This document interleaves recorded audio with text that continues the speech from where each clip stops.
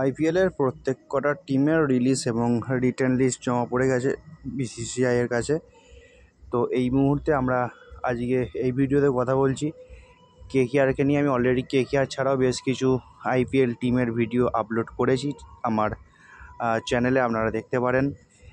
এই মুহূর্তে আমি আপলোড করতে চলেছি, আপনাদের সাথে কথা বলতে চলেছি কেকেআরের টিমের স্ট্র্যাটেজি অকশানে, যেখানে কিন্তু ক্রাইসিস রয়েছে কেকেআরের wicket keeper, top order batsman এবং বোলিং। তো আমি আজকে কথা বলবো কেকেআরের যেসব উইকেট কিপারদের কেকেআর ম্যানেজমেন্ট টার্গেট করতে পারে সেই সব উইকেট কিপারকে নিয়ে। প্রথমেই যার নাম আসছে সেটা হচ্ছে অ্যালেক্স ক্যারি কিন্তু একজন খুব talented Australian wicket keeper batter. Alex Carey কিন্তু টি-20 ক্রিকেটের জন্য একজন স্পেশালিস্ট, খুব ভালো ব্যাট করতে পারে। উইকেট কিপিং যে খুব খারাপ তা না, উইকেট কিপিংও কিন্তু অ্যালেক্স ক্যারির বেশ ভালো। তো সেই দিক থেকে কিন্তু অ্যালেক্স ক্যারি কিন্তু কেকেআরের একটা ভালো চয়েস হতে পারে। এই মুহূর্তে আমি যেসব উইকেট কিপার ব্যাটারদের নাম বলছি এইগুলো কিন্তু প্রত্যেক কটাই 5-6টা উইকেট কিপার ব্যাটার নিয়ে কথা বলবো আজকে। প্রত্যেক কটাই কিন্তু কেকেআর টার্গেট লিস্টে রয়েছে, যেটা ভিতরের খবর। তার মধ্যে থেকে পরের নাম হচ্ছে সাই হোপ কিন্তু ওয়েস্ট ইন্ডিয়ান একজন batter, wicket keeper batter. West ইন্ডিজের কিন্তু টি-20 ক্যাপ্টেন বলতে পারেন সাই হোপ কিন্তু বেশ ভালো, টি-20 ক্রিকেটটা বেশ ভালো খেলে কিন্তু ওয়েস্ট ইন্ডিজের হয়ে। তো অ্যালেক্স ক্যারির পর দ্বিতীয় নাম কিন্তু সাই হোপ, কেকেআরের top order wicket keeping batsman. তো আরও বেশ কয়েকটি নাম আমার রয়েছে। তো এইগুলো কিন্তু কেকেআরের টার্গেট বুকে অলরেডি নোটিশ হয়ে রয়েছে। আরেকটি নাম হচ্ছে জস ইংলিশ কিন্তু খুব পরিচিত নাম।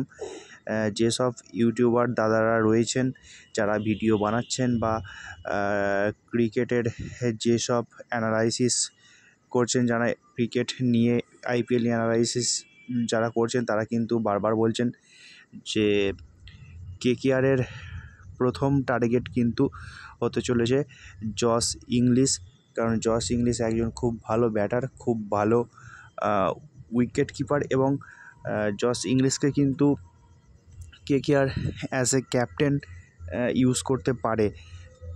খুব যে খারাপ হবে তা নয়। আজিঙ্ক্য রাহানে ক্যাপ্টেন হিসাবে 1 বছর চলেছিল ঠিকই, কিন্তু আমার মনে হয় আজিঙ্ক্য রাহানে সব সময় চলবে না।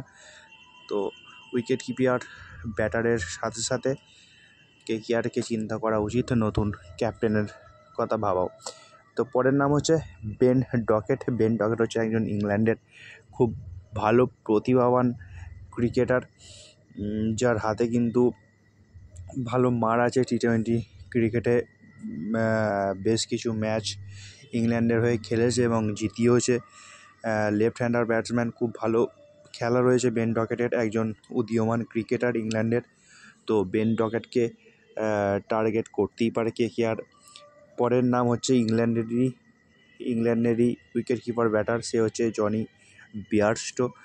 জনি বিয়ারস্টো কিন্তু ইংল্যান্ডের একজন খুব ভালো প্রতিভাবান এবং ভালো একজন উইকেট কিপার ব্যাটসম্যান, যে কিন্তু খুব ভালো চালিয়ে খেলতে পারে। তার সাথে একার হাতে ম্যাচ জেতানোর ক্ষমতাও রয়েছে জনি বিয়ারস্টোর। অলরেডি খুব ভালোভাবে বেশ কিছু আইপিএল টিমের সাথে থেকে আইপিএল ম্যাচ খেলার অভিজ্ঞতা রয়েছে এবং আইপিএলও আমরা দেখেছি খুব ভালো ভালো ম্যাচ কিছু জিতিয়েছে জনি বিয়ারস্টো। তো জনি বিয়ারস্টো কিন্তু কেকেআরের লিস্টে রয়েছে। যে কটার নাম বলছি কিন্তু এই কটা top order batsman plus wicket keeper, এরা কিন্তু কেকেআরের লিস্টে অলরেডি ধরা রয়েছে। এবং লাস্টে আমি বলে দিচ্ছি যে কোন top order batsman plus wicket keeper, এই যে কটার নাম বলছি এদের যে টার্গেট করেছে কেকেআর, কার সাথে ভেতরে কথা চালাচ্ছে হয়তো আগেই কোনো প্রসেসের মাধ্যমে এদের হয়তো কিনে নিতে পারে। তো পরের নাম আমার লিস্টের পরের নাম হচ্ছে জেমি স্মিথ। জেমি স্মিথ কিন্তু ইংল্যান্ডের একজন খুব ভালো উদীয়মান ক্রিকেটার। তো জেমি স্মিথকে কিন্তু অবশ্যই কেকেআর নিতে পারে। আমার মনে হয় কেকেআর যদি জেমি স্মিথকে নেয় খুব ভালো হবে কেকেআরের জন্য। ভবিষ্যতের কথা ভেবে কেকেআর কিন্তু জেমি স্মিথকে নিতেই পারে, কারণ বহুদিন সার্ভিস দিতে পারে জেমি স্মিথ কেকেআরকে। যেটা বলছিলাম, কেকেআরের মেন টার্গেটে রয়েছে কিন্তু এই জেমি স্মিথ এবং জনি বেয়ারস্টো।